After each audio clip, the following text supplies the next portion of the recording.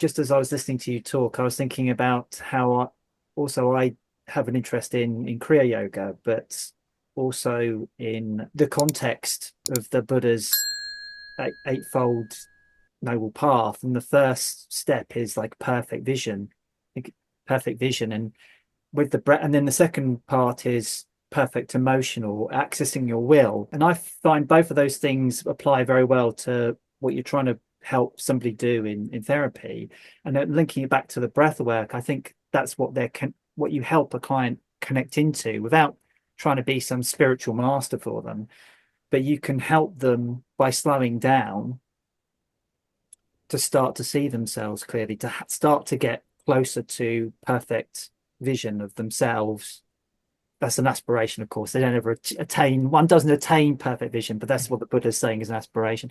So you can get that sort of sense of clarity, and then you can start to access the will inside you to actually take actions and behaviors that are in alignment with that perfect vision. And I think the breath work is the engine, or one of the mechanisms that helps you do that. I don't know if you agree with that, or that was just my take on what we're discussing. No, thank you, Jamie. I think, broadly speaking, what you're doing with breath is what Assagioli, one of Assagioli's fundamental tenet is, that you try to expand the middle unconscious. So you try to include or to let emerge aspects of us that are not as conscious. And with the conscious use of breath, that is fundamentally what one is doing. You're trying to step out of automatic unconscious behaviors, reactive behaviors, and instead make your actions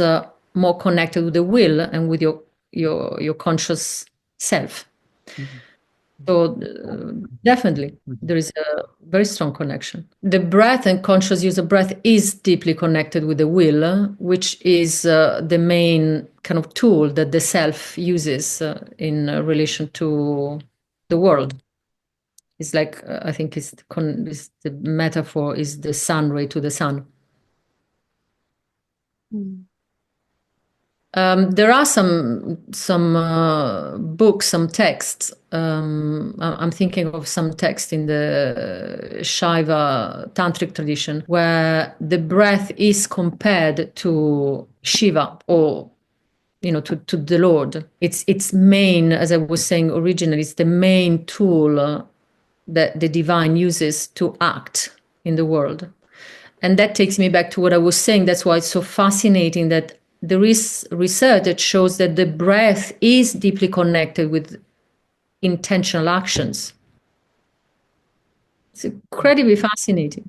It is. Yeah, I just took a deep breath here, and I realized that when we are to use our will, we tend to do that. Take a deep breath, really. Yeah. I was also thinking, one of the things sometimes I find it is a barrier for people to access such a simple, free, or for example, maybe attending a workshop about breath work, or that we call, for example, pranayama, is the spiritual, the religious feeling attached to it. And I find it, what I'm trying to say is, I teach now, one of the groups I teach is it's for Catholic nuns. And that was really interesting how it happened. I presented what I was doing without any religion or any Sanskrit even attached, because I wanted it to be, anyway, it was all synchronicities that made it happen. And I've been teaching 5 nuns for a year now. And so I don't use Sanskrit, and I don't use the regular yoga language, but I adapted it to Christianity. No, not to Christianity, to no faith, And then one of the nuns told me recently that they know about a community that has been doing yoga, but they called some Peter's thing, I don't know. They put a Catholic name on but I wanted it to be available to everyone, independent of their faith. It's just breath. We all have to breathe. It's because the teachings a lot come from the Eastern philosophies, it doesn't mean it's attached to a religion, and it can be helpful for everyone. So just wanted to know your thoughts about that. I think using different names to meet where the client is, and breathwork is known throughout the globe in different ways. Not just, I mean, it has been categorized and systematized much more in the East, often because other cultures were oral cultures, but it's very present in the African cultures, in the South American cultures, for sure. In Russia also, there's known breathwork. I think that for some reason in Europe, much less so. Although there is some evidence that in some monasteries they do use breathwork and some form of what you are calling yoga practices, as these exercises. I think it's well known, the connection mind, body, spirit. So for sure, I think this is a good practice to shift language. Yeah. It doesn't need to have a connotation. I was very lucky. My nuns were super open-minded to try, and there was an element of trust, so I keep it into the boundaries, but it's very rewarding, and they overlap for me. I use my psychosynthesis learning into my yoga practice and my yoga and breath as well. Yeah, and it's been really inspiring hearing from you. Although we know when we breathe, and if we've been practicing for a while, we know what the breath does to us. But it's we also wanted to. We are reassured by the research, and now it's proven that it's also effective. Yeah, well, I mean, neuroscience and science is really scratching the surface. As I was saying, we understand very basic understanding of breathwork.